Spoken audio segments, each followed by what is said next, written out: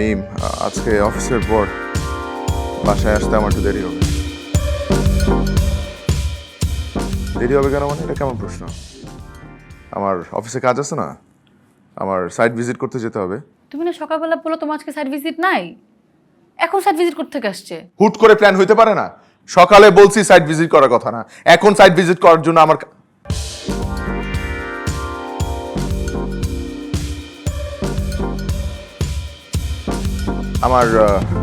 থামছো কেন?